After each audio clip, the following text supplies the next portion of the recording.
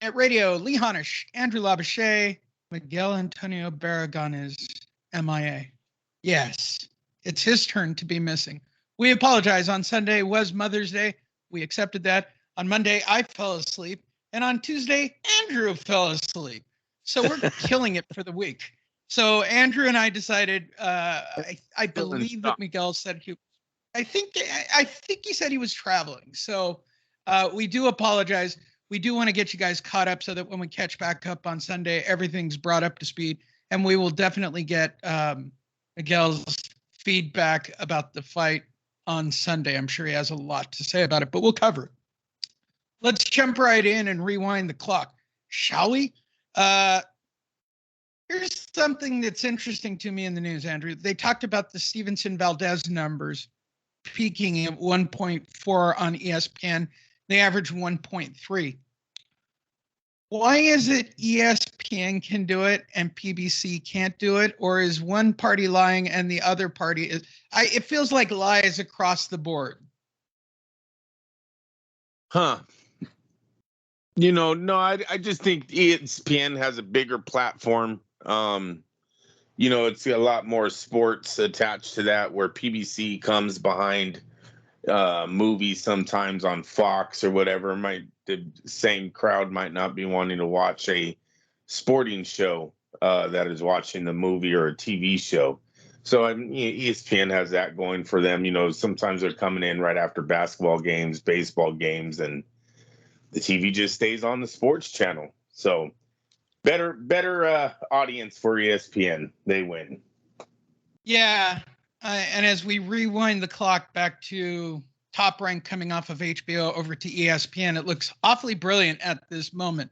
I don't know if they ever started out that way or it was just Bob being grumpy. And probably, and I'm going to guess this, Bob does not have the ESPN app. Joining us right now, Top Rank Bob. Top Rank Bob, do you have the ESPN app on? What's a phone? Cool. There you go. And there you go, people. Moving forward, Anthony Joshua believes he can lure Tyson Fury out of retirement. I don't believe Tyson Fury. I believe he'll take a Francis Ngannou fight. I believe if Anthony Joshua wins, he'll take a shot at it. And why wouldn't he? I get the whole retirement angle. I really do. I think he's tired of fighting, second-rate WBC people, but I'm sure he would take high-profile $100 million fights. I don't buy it. Do you buy it at all?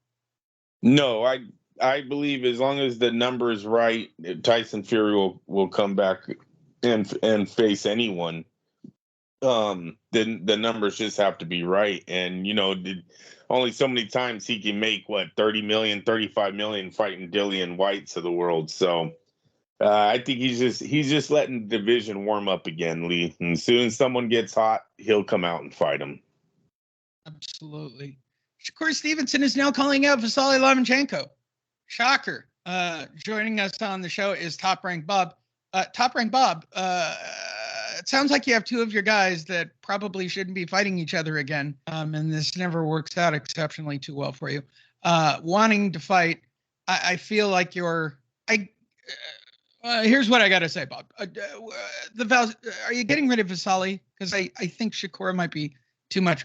Don't sleep on Vasily Lomachenko. Thank you, Bob. I feel like we're over the Lomachenko experiment at Top Rank. Andrew, what's your feeling on clearly they're setting this fight up? And it's a super fight. It's a great fight. Now, this is Devin Haney you're talking about? Or no. Shakur Stevenson, Vasily Lomachenko. Yeah, look, if that, I didn't read that yet.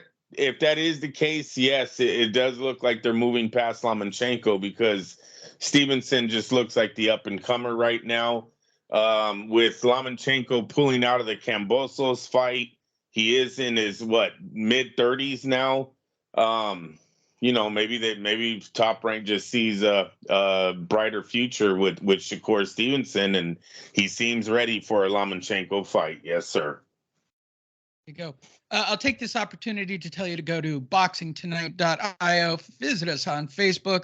We have videos. We have all kinds of information. We have boxing schedules. They'll all be updated this week. Our shows generally come out on Sundays, but we are all people who have regular lives. But please go to boxingtonight.io. Follow us at fight.net.radio and follow at FightFiendMix. He puts up content constantly on all the platforms as well. Wow, that really just jumps us up to Sunday, Andrew.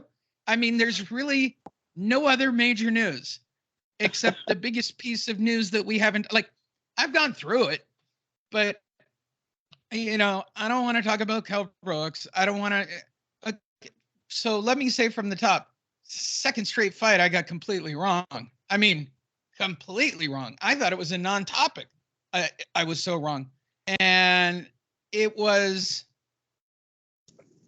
a great performance by Bivol. Please take me through it from your perspective.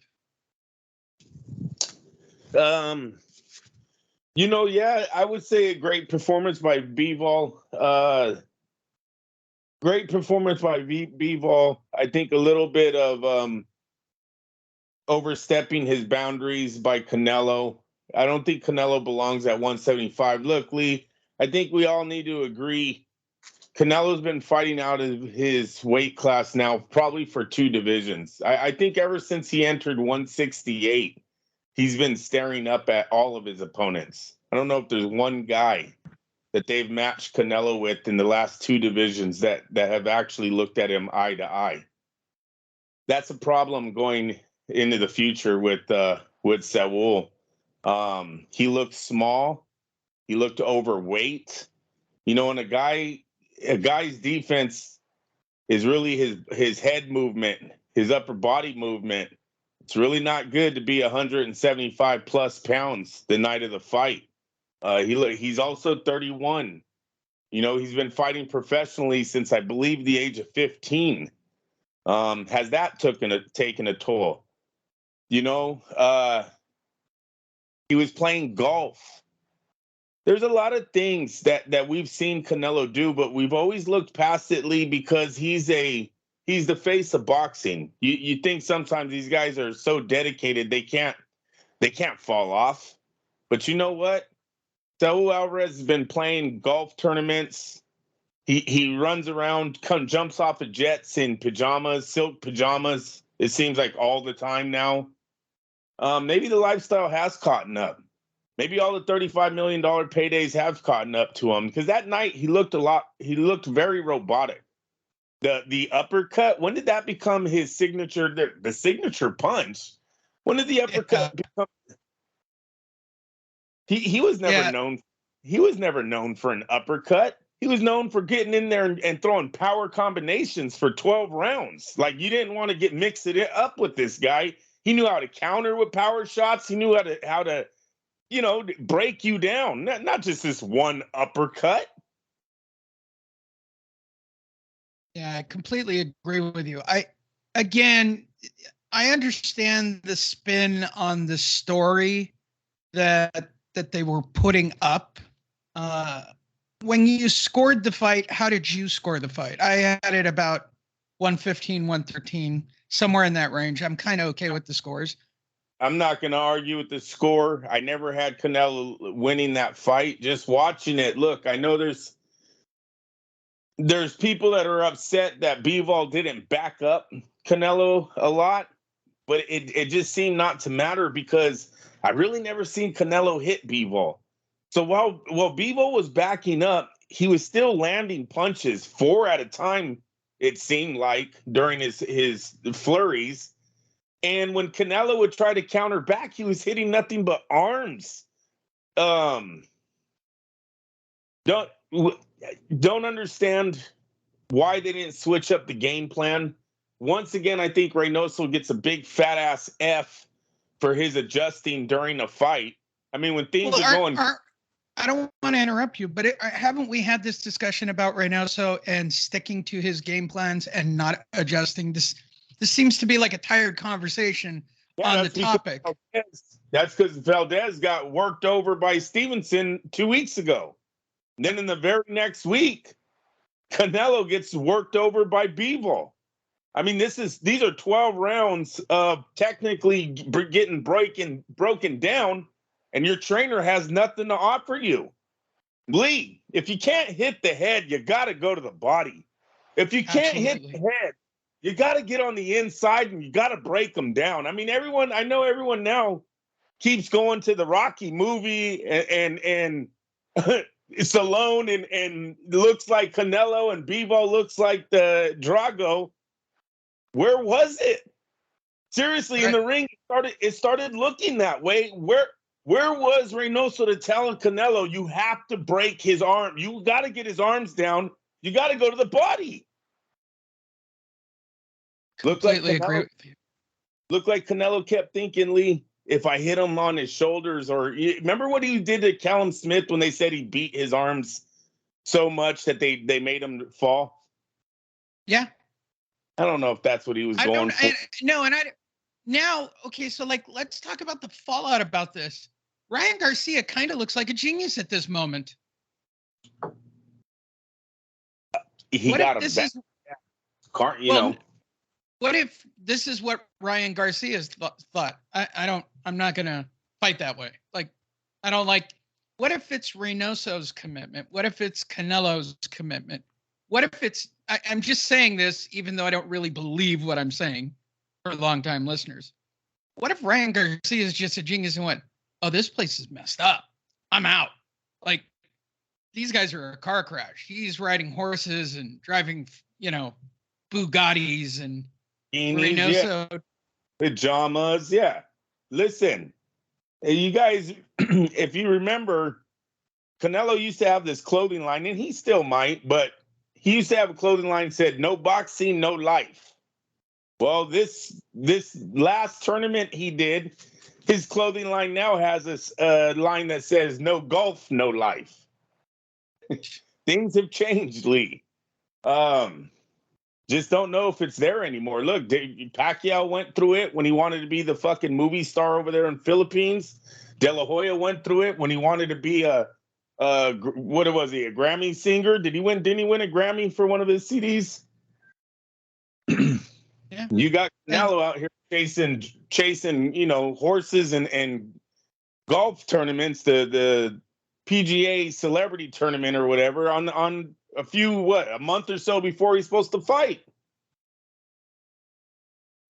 Very true, which now creates an interesting situation that's happened this week, which is, I don't know if I want to do the rematch with Bivol. Good call, bro. It doesn't sound like a Canelo thing in my mind to have because the turnaround on this fight would be epic money. So my only question would be, are you not committed or are you not trained right?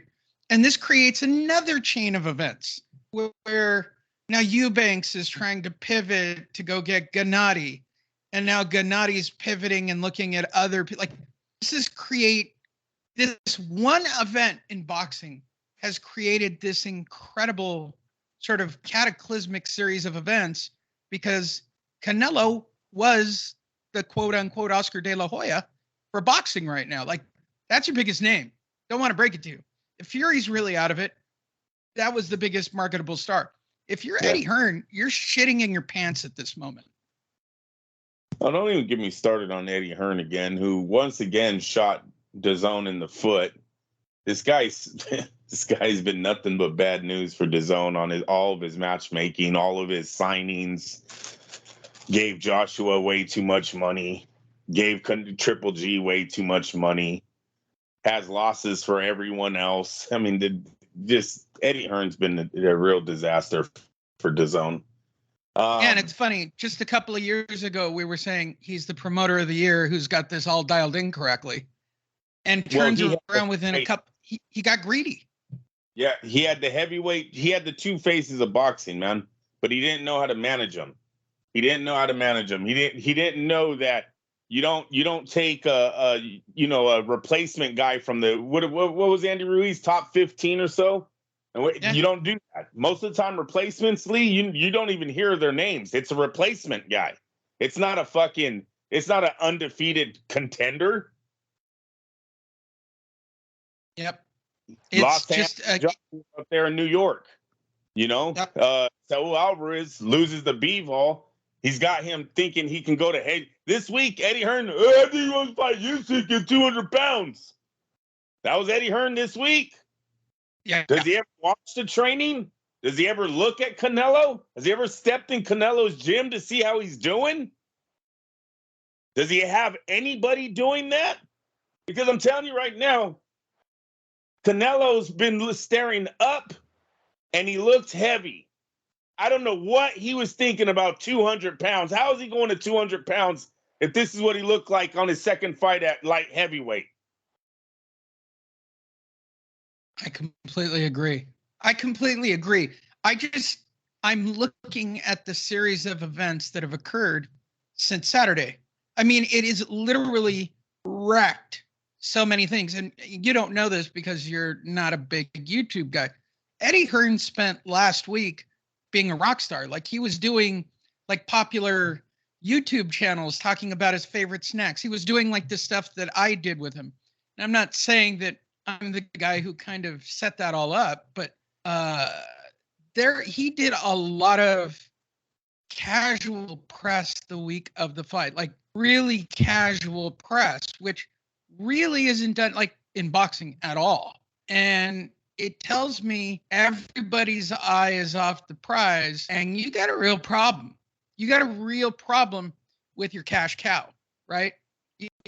If I'm him, I'm literally saying a very hard prayer that Anthony Joshua pulls his shit together. And no, well, see, what I'm praying for is that Canelo swallows his ego, which I think he did, his pride, and tells everyone, look, 175 is too heavy. I'm going back to 168, and I'll finish my career there. I won't knock him for the 175 run. Lee, once again, we've all been saying it, size. Well, guess what? Size finally mattered. Vegan diet, I got to say, the vegan lifestyle isn't doing too good for boxers right now. I believe Chris Algieri was a vegan lifestyle. Timothy Bradley was a vegan lifestyle. And now Canelo Álvarez introduced the vegan diet to his fight for Bivol. None of them have power. Canelo had no power Saturday night. Chris Algieri didn't have a knockout punch. And Timothy Bradley probably had the best body in boxing, but could not crack an egg. So I don't know where vegan stands with boxing, but I would never tell a fighter to take that diet. It just doesn't have a good track record right now in our sport. Canelo went from a power puncher to a guy that couldn't do anything to Bivol, it seems, Saturday night. And he looked tired. I don't want to blame the diet, but the diet doesn't have a good track record that he was using. I agree. Well, I just know this from my training. Everybody in MMA, everybody in jiu-jitsu, everybody I've ever met are caveman keto eating fools. They've got high protein, low carbohydrate. Yeah, let me use the term, and let's see if this jives out for everybody. He looked skinny fat, right? Like he looked doughy to me. It didn't look right. To me, Canelo looked every bit of 31 on Saturday night. Even, I swear to God, it even looked like his hairline was getting farther back as that fight was. That fight. And now he was losing hair during the fight. Oh, there's the title of the show. Canelo was losing hair during the fight. That one. As that whooping was coming, it's like I've seen it too many times. It's like, damn, is this the beginning of the end? Is this it right here? Now all of a sudden he can't move out of the way of punches. He's getting hit in the face. Face was swelling up. Stood on the ropes. Tyson and Rogan were having the discussion this past week, right? I think they used the term milky fat, if I got the quote correct, but it's that debate of sometimes people just get old in the ring. Sometimes it happened to Hopkins. It eventually, like, we kept thinking it would happen sooner to Bernard Hopkins than it actually did. But eventually, everybody stays at the dance for too long. It is the age-old quote, and especially for a kid. I say that it because he's 31, but you've been fighting a long time, bro. I like. There's not a lot left in me that would make me want to like do it after making that kind of money. That's a lot of money. And you can say that he's made 300 million just with DAZN. That's not even his other money that he made with everyone else. Promotionally speaking and otherwise, yeah. He's clearly fine on the money side. He's also been fighting since he was 15 years of age professionally. That's not easy. But I would rather we have this discussion when he loses at 168. At 175, I'm still going to blame the weight, the size. It was just too big. Look, it was real fun and all to see him go after these bigger guys and break them down. We knew the division was going to get harder. I've been saying after Bivol, really the biggest fight there was the Joe Smith versus Butterbeef. That's the real so Canelo never even made it. Sergey Kovalev was the weakest link of them all. He fought him for 11 rounds, I think he stops Kovalev. Yeah. Then Bivol, he doesn't beat. So out of all the champs at 175, he really never got past the second level tier. I don't think he does any better against the winner of Butterbeef or Joe Smith. Even though Joe Smith lacks in skills, you're talking about another big guy can take a punch and deliver a punch. I don't know if Canelo wants that. I'll tell you what. I say it all the time, people. You're gonna hear me say this all the time. You want to know how you beat someone who keeps their hands down? You keep punching. Salute to Bivol for sticking to that game plan. Did not care. Move your head. I'm throwing 4. You ain't gonna duck. You ain't ducking all of them. And as soon as he started breaking Saul Alvarez down with those big right hands, big jab, big right hand, beautiful 1-2. As soon as it started landing, Saul was like, okay, I got to pick up my hands. But guess what? The young man hasn't picked up his hands in so long, he didn't know how to pick off shots anymore. So it's like Saul, he's like, hey, I got my hands up, bang, bang. He's still getting hit because he don't know defense. Oh, he knew his hands are supposed to go up, but do you know how to roll a punch? Do you know how to pick one off with your glove? You know what I'm saying, Lee? Do you know how to counter off? There was nothing. It was the most un-Canelo-like performance that I've seen out of Canelo. When you're talking the Mayweather fight, because you've got to only compare it to another loss for him. You were just outclassed by a better defensive fighter who was, that he tried to box Mayweather. That was the dumbest game plan once again, Reynoso, I've ever seen someone go in and try to box the best fighter in the world. You're going to try to beat him at what he does. They call him the best, but you're going to try that route. Okay, see how that works for you. Well, and here we are again. Bad game plan, and I'm pointing at one person at this point. It's looking an awful lot like Reynoso, and I'm not. Look, he looked really flat, and I don't know if he got old. I don't know if he got vegan. I don't know if he got used to the money and couldn't. Tyson Fury was able to do it. Tyson Fury seemed to be able to do it. I got to be perfectly honest. And I think if Anthony Joshua showed up, he'd certainly get up and train just as hard as he always trains. And I got to say, 2-3 o'clock in the morning, leaving the MGM Grand on a Friday night before the Mayweather Canelo showdown. Who's at the bar, Lee? Who's at the bar but Mr. Reynoso himself? Still talking and chatting with all the people. Never forget that. Let's jump ahead to this. It just changes boxing's landscape. I mean, in 2 weeks, you're talking about no more Tyson Fury, and now you're talking no more Canelo. You got to take the Gennady fight now. He has no choice. You take the easiest fight for you. That'll make you the most money. and that's Gennady Golovkin, who's It's a clearly got ring rust. It's look, this still works if he just tells people 175 is too big. That's all he has to say, and nobody can call him a liar. The guy was smaller than everyone. He was smaller than Bivol by 2 inches everywhere. Height, weight, and freaking reach. He was small. Against Kovalev, small. Mike McCallum. Who's the other? Caleb Plant. 160s or 168 guys. He was still looking up at both of them.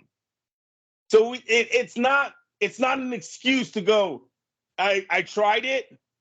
Didn't. What was that? That was going to be 4 undisputed divisions. Lee, no one does that shit. Nobody does that. And I don't want to. That's it's a whole nother show to get into, you fucking Mayweather fanboys that were all over the internet as soon as this defeat took place. I got to tell you guys one thing. Don't get too happy about the fall of Saul Alvarez. He's Floyd's biggest win. Always remember that. You can't knock Saul Alvarez too much. He's Floyd's biggest win. They love calling him a paper champ when he loses, yet when you look at Floyd's career, he has 2 fighters that he fought in his prime, basically. 2 guys that people thought, hey, this is a good fight. That's Diego Corrales and Saul Alvarez. Diego Corrales was about to go to fucking prison like the week after he fights Floyd. And Saul Alvarez is Saul Alvarez. He's a youngster, but he's undefeated. Mexico is behind him. Everyone's behind him. Those are Floyd's 2 biggest fights. Everyone else, they were already owned.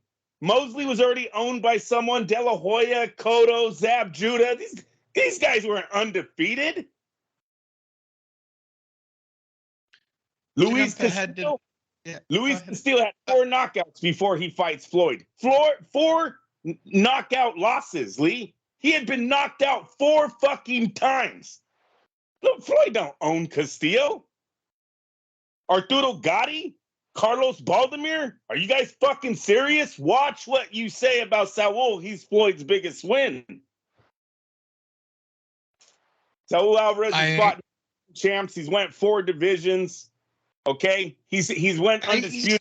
And by the way, he still has. I believe he still has 3 or 4 belts here in different weight classes. Yes. Now, what's scary, Lee, is Bivol saying he wants to chase him to 168. That's a nightmare. He's got to pray. Oh no! Now it's a bad dream. Yeah, he's better pray that. Hey, I love how Eddie Hearn's such a sleazeball too. Eddie Hearn tweets out, "Look, 5 years ago I tried to get Bivol." What a dick! What a dick! If I was Canelo, oh man, this game is dirty. Swear to God, Lee, he went and searched for that tweet. 5 years ago, he asked Bivol's manager about him. Ooh. Nobody knew about Bivol 5 years ago. I don't even think we ever talked about Bivol until this fight. Eddie's trying to get him now. Now he's hot. Well, he wants the big money payday return, and I don't know. Hey, look. One thing it seemed Saturday night, you didn't really see that many American celebrities at this fight. They didn't really show anyone. So that's a good thing for Saul Alvarez. Hopefully not too many people watched it on the American side. You come back, you got David Benavidez and you got Jamal Charlo. That fight for the PBC. You try to get a pay-per-view with them, and you try to get the fight with Triple G. He's got options. Those 3 fights right there could carry him into another year. Maybe one of them gives him a rematch, and that might be Saul's career as at least an elite fighter. Could be with just those 3 guys, and he's done. One other fight I think he still has, if he was really desperate for money, is the Gilberto Ramirez. Ramirez is still out there. He's undefeated. He's known. He needs one big win. If him and Saul wanted to do something, I'm sure they would make millions on the Mexican fan base too. So there's options. At this point, I want him to get away from 175, though, because it looked bad. He looked out of shape, Lee, and he shouldn't look like that at 31. Yeah, that's a tough route, and it's funny that you bring that up. Saturday, we'll end on this. This Saturday in Los Angeles might be the craziest Boxing Day ever. Literally at one, two, three different venues in LA, if you can believe that crap. Three different venues throughout LA. But there are fights going off this Saturday, and it's funny you bring up Ramirez. In Inglewood, over at the Forum, Triller's doing the Kovalev, Pulev, right, along with Evan Holyfield, Fernando Vargas, Amato Vargas. The entire Vargas family is apparently fighting on this card, which is also kind of amusing. Out in Ontario, at that arena, Gilberto Ramirez is fighting. And then in downtown at Staples, you got Charlo taking on Castano. Like, there aren't that many fight fans in LA. This is the worst booking I've ever seen in my entire life, Andrew. Like, how did you guys screw it up that bad? Could you imagine Vegas hosting three separate, completely different fights on the same night? Like, one here, one there, one down. Like, there aren't that many people. Like, and really, do you know who the other two fights? I missed the other two. I know the Vargas, the card. Okay, so the Kovalev fight is the one at the Forum, I believe. Yeah. Ramirez on DAZN out at the Ontario arena, but he's not fighting anybody. Like, it is a complete crap card. Like, it's complete crap. He's fighting Dominic Bozil. Like, it's just a stay busy fight with nobody on the undercard. Like, it's very, very light, but it's on DAZN. And then Showtime is doing Charlo Castano, and they got Jaron Enos on the card. Like, they're booking everything on this Charlo Castano fight. That's the fight of the night. Look, that's the fight of the night right there. And because Triller is pay-per-view, I love Fernando Vargas. I'm sure his sons are going to do great, and Evander's son's going to do great, but I can't fork up freaking money for them just yet. Not like that. I'm passing. I agree. Passing on the Triller card. The DAZN. It doesn't help when you have Sergey you've got Sergey Kovalev going, oh yeah, I'm worried about going back into the ring. Dude, you're a broken fighter. Like, I'd be terrified if I were you going back into the ring. You better know a whole lot about. This is one of the Pulevs. In the fight. This fight, Lee, is being sold by the Vargas dynasty, or however you want to say that. They're the ones with the TV shows. They're the ones that already have, the fan base in LA kind of sewed up with their father's last name. So I don't even know why the fuck Kovalev. That was actually a week of a waste of some money there for Triller. They really didn't need him. No, they didn't. And in Kovalev's case, with all his legal drama and everything else, dude, you're a loss away from. I don't know what they could possibly be paying him to make it that worthwhile, unless he really believes he has another run. And the Ramirez thing, I get it. Ontario, I mean, they could be fighting out at that Hilton. This could be co-promoted by Thompson. I didn't really look into it. Okay, I mean, you got to keep him busy. You got to keep him relevant. It's obvious that they were timing it out because Oscar's got a complete hard-on to get Ramirez in the ring with Canelo, which kind of went out the window. So I could see Ramirez being totally flat based on the way I'm sure Oscar built that up for him. And that really takes you to the Charlo Castano fight. If anything, I think that opens a door for everyone to fight Canelo. Hey, Canelo's kind of out there. We don't know what he's going to do yet. So until he starts answering those questions, I think everyone's open. I mean, maybe he wants an easy fight to come back with. I don't know. We will see. But no, Ramirez he needs to go out with Deontay Wilder and do ayahuasca and sort his life out. Canelo and Deontay Wilder need to go do ayahuasca and sort it out the way Deontay is still sorting it out, I guess. I don't know. Hey, tell me, Floyd isn't hurting for money. What was up with the $10,000 bet, Lee? Isn't he a billionaire? This young man's a Yeah, bill. this is the guy who used to lay 100,000. Why is it only 10,000 right now? Like, if you were that sure on that win, when you're at your level and I saw that this was going to happen, you're dropping six figures on that fight. Easy. He shows us $18 million watches, $5 million cars on a fight that you said was easy money. You dropped 10K? Really? All he had in his pocket. On a Super Bowl. Anyone remember that one? Oh yeah. The stories are legendary in Vegas of him walking in with briefcases and betting crazy money. This one was actually, to me, and seriously, was kind of sad. It was like, oh shit, 10 grand. Uh-oh. Stay tuned for Mayweather versus Canelo too. I don't. Yeah, he's crazy. Mayweather, that was a remarkably low bet amount, which I was actually shocked by. Yes, you got it right. No, I don't even know if that's yours. That was probably the highest amount anybody bet on Bivol. There was nobody who dropped real money on that fight. There's no way. No way that happened. And something tells me he's been making that bet against Canelo every time since his fight with Canelo and barely won this last weekend.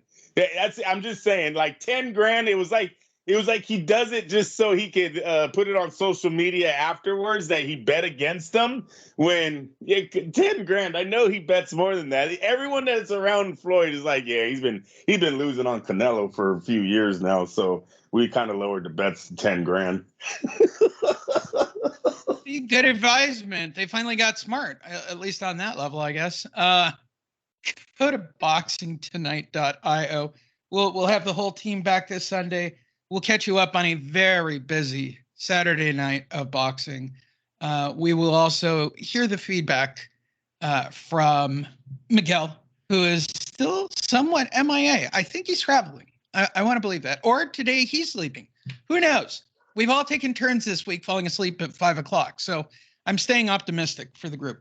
Go to boxingtonight.io, follow us on social media, and we will talk to you guys all next week.